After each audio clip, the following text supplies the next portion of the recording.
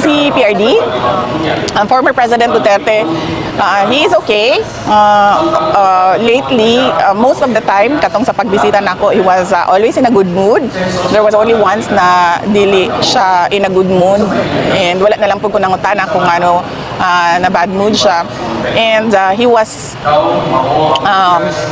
truly very happy noong na tinawagan siya ng kanyang lawyer at ibinalita sa kanya na nanalo siya sa Supreme Court case, kasi isa siya sa mga lawyers ko doon sa Supreme Court, at binalita sa kanya na sinabi niya sa kanyang lawyer na mag-relax daw siya for one day. Hindi daw siya mag-meetings at hindi siya mag-physical therapy dahil gusto niya daw i-enjoy yung moment na nanalo yung kaso sa Supreme Court.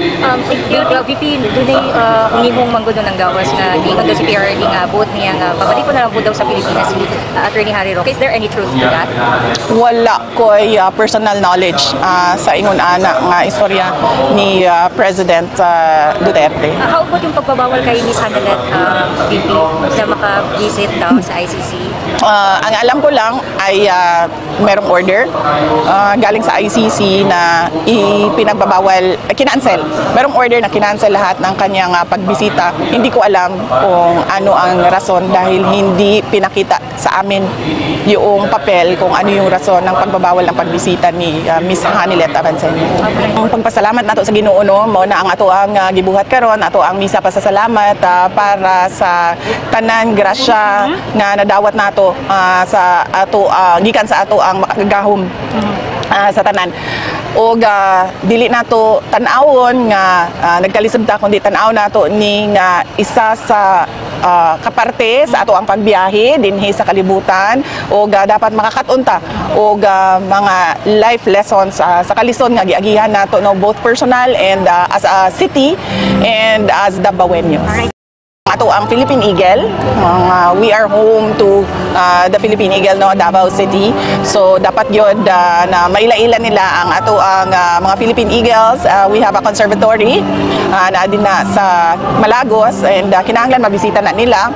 And of course, kinahanglan sila mobisita sa ato ang mga prutasan. Sa ato ang mga palengke, daghan kaayo og mga prutas sa ato ang durian sa Magsaysay Park, kinahanglan na nila bisitahon.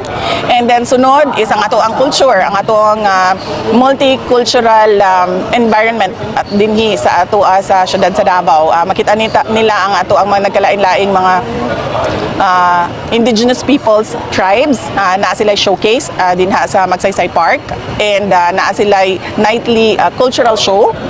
So kinahanglan pud na bisitahon sa ato ang mga turista ug mga bisita. Yes, kinahanglan nato respetuhon no ang role sa ato ang Senate of the Philippines dinhi sa ato ang nasod ug sa ato ang demokrasya. So kung mauna ang decision sa majority sa members of the Senate, everyone must follow and respect that decision of the Senate.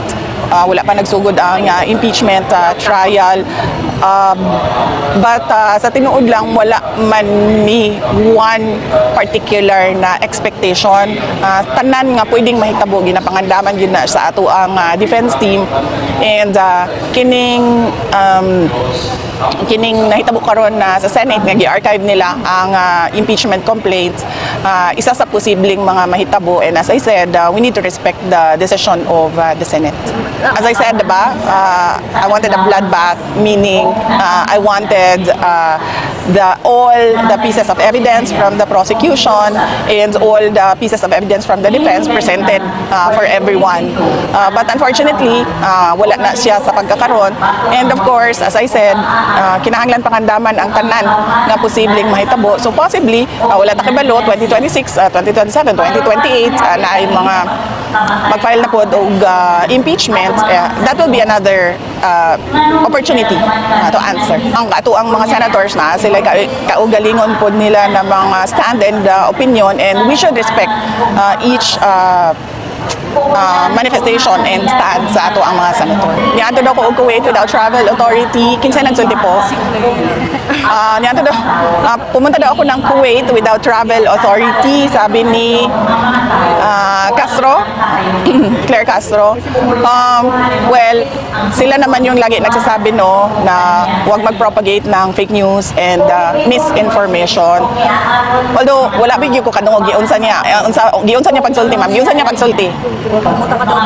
Allegedly, pumunta ka ng authority. Okay, so alleged lang ni siya ma'am no, wala tay video recording, statement at all. Lumabas mo ako. Nagikan yun sa iya ha. And then isulti siya nga iya to. Okay, sige. Gusto lang ako karoon ma'am, kaya wala maguna ako nakita. So, yes. Also, ang Office of the President and ang PCO, sila man ang permi na nagasulti no, nga dapat dili ta mag-propagate o misinformation and fake news, and there's no truth at all nga niadto ko equate without a travel authority. So, I guess, isa na naman yon sa ginagawa ng Office of the President na yung ilihis ang usapan sa kung ano ang totoong nangyayari sa ating bayan. So kakahapon, nakita natin na unfavorable sa administration ang decision ng Senate of the Philippines. So gumawa na naman sila ng kwento na umalis ako ng bansa ng walang travel authority para doon na naman matutok yung attention ng mga tao and matuloy na naman yung lagi nilang paninira sa akin. Ang sinasabi ko nga, ang tawag dyan is political scapegoating. I am not surprised sa declaration ni Senator Cheese Escudero because daghan kaayo ang ingana ng mga individuals no.